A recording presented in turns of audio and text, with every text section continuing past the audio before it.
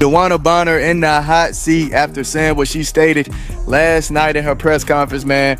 I can't lie, it does look like some hypocrisy going on. DeWanna Bonner continues to take shots at the Indiana Fever and the Fever fans. I think it's absolutely The audacity some people display is genuinely staggering, but Dana Bonner just redefined delusion. In a stunning ESPN interview, she actually declared, "I wouldn't change a thing." This, after effectively walking away with $200,000 from the Indiana Fever and their dedicated fan base. She signed the contract, collected paychecks for months, then disappeared for 5 games citing vague personal reasons, only to later engineer her own exit. Now she's resurfaced in Phoenix, playing the victim and acting like she's the one who was wrong. It's almost surreal. Wouldn't do anything differently. I think my journey is my journey and I'm going to accept that. It carried me to where I am in Phoenix and it happened that way for a reason. I mean, really, that is a wild statement. You stole that money from Indiana. You signed up for that bread and didn't deliver. You didn't show up for work.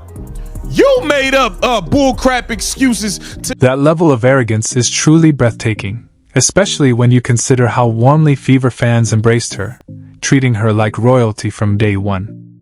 Meanwhile, she was quietly plotting her exit behind the scenes. If you're feeling just as shocked and let down as the rest of us, go ahead and hit that like button and flood the comments with "Investigate Bonner."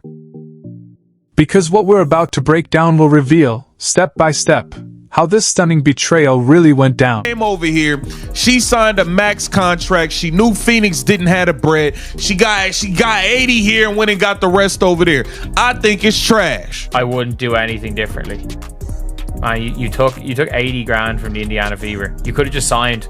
Like, that's one of the things, like, I don't understand why you take these interviews.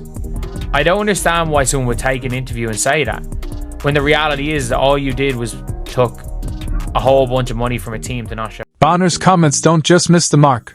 They're a direct slap in the face to every fan who invested their money, energy, and unwavering support in her.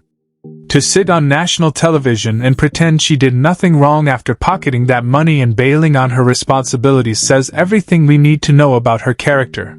Or rather, the glaring lack of it. You refuse to show up to work while receiving money, while taking payment. You refuse to show up and do the job. And let's be clear, you wasn't even good while you was here. You was shooting threes hitting the side of the backboard. But this is definitely going to be a part of her history, man. Because the new wave is taking over. These new fans are watching. So at the end of the day, yeah, it's going to be a part of her history, unfortunately. At this point, it's no longer just about basketball. It's about professionalism and basic respect.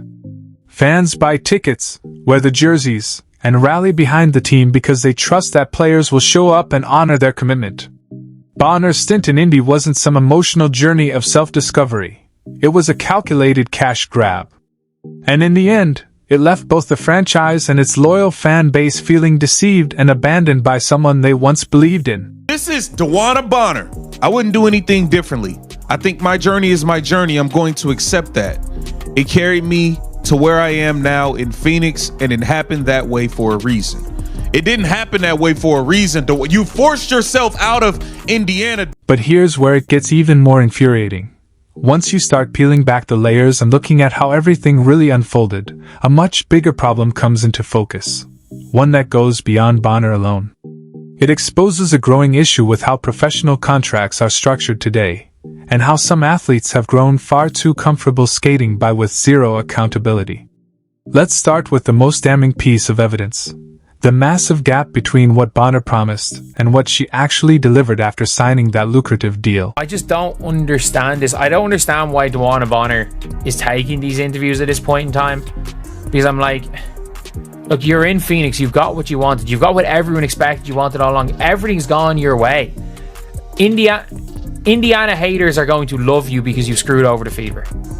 They're going to love you because you screwed over the Fever. Phoenix Mercury fans are going to love you. Rival fans are going to love you because you basically screwed over the Fever. Fever fans are going to hate you because you screwed over the Fever. We're talking about a veteran who averaged a weak 7.1 points per game, missing shots and moving like she wasn't even trying. This wasn't a slump. It was someone coasting, just waiting to bail.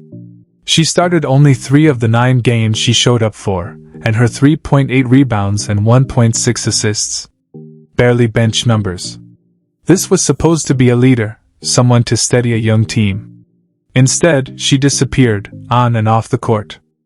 First of all, the fans are the victim. The organization was the victim here. Like, why are we sitting here, she up in these articles like she was a victim, like she did, like something was done wrong? No, the fans are a victim. They welcome you with open arms. They embraced you, and you turned your back and you quit. It's that simple. You quit. You refused to show up to work. You wasn't hurt. You wasn't sick. It wasn't a personal fit. No, you just didn't want to be on the team. And yet, despite her lackluster performance, Fever fans stayed patient.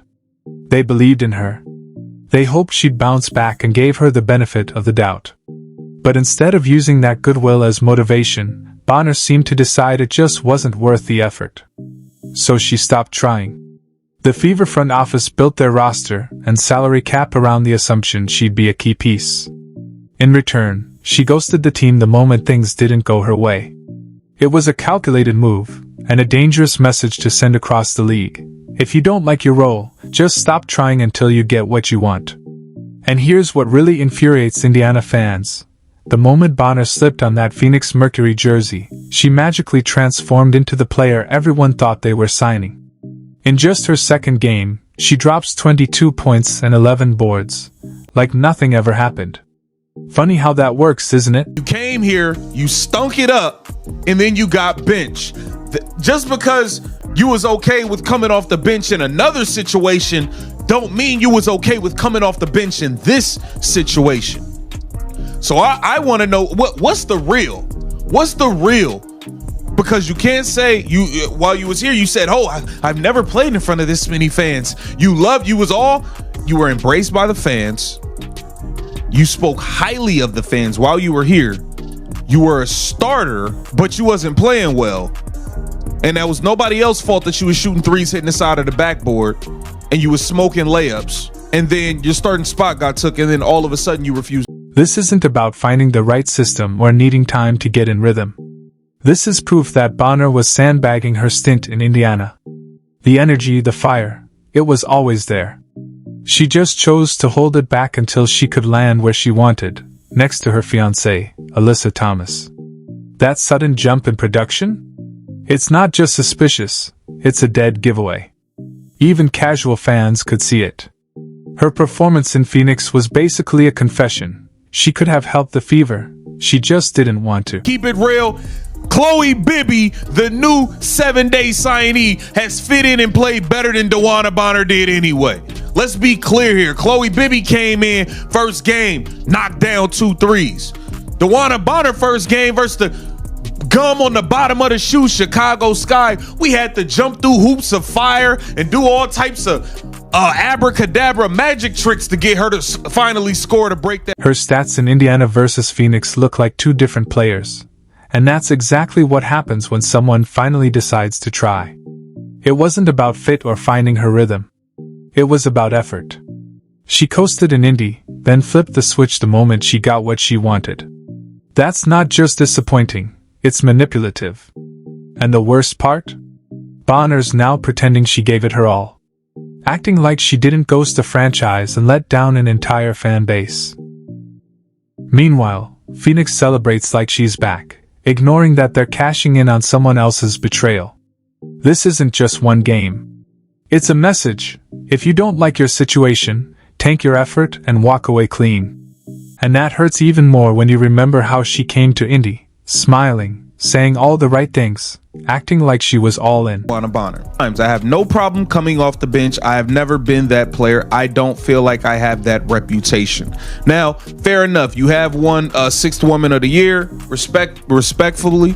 But that don't mean that's what you thought you were walking into. I believe you thought you was coming here to be a veteran leader, an OG, and a starter. She came here as a starter, was stinking it up, got injured, and Lexi Hall stepped in, and Lexi Hall should have been the starter from day one. DeWanna Bonner should have never been a starter in an Indiana Fever uniform. Bonner once praised Indiana's fan support, saying she'd never experienced anything like it.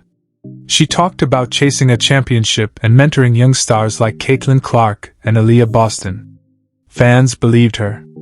They bought her jersey, shared her story, and defended her when her play fell short. They gave her time, trust, and patience. Now it feels like she was planning her exit all along. The support was real, but her commitment wasn't. Way that Caitlin Clark wants to play, which of course is the way that the Fever plays, that she is their nucleus. They want to push the ball down the court. They want to be quick. They want to be fast moving. At 37 years old, that style of play might not fit DeWanna Bonner very well. Like, that just doesn't highlight her strength. So I think it's probably a combination of style of play reasons, personal reasons, and yeah, like you said, at this point, she probably wants to win basketball games, make a little bit of money in the process.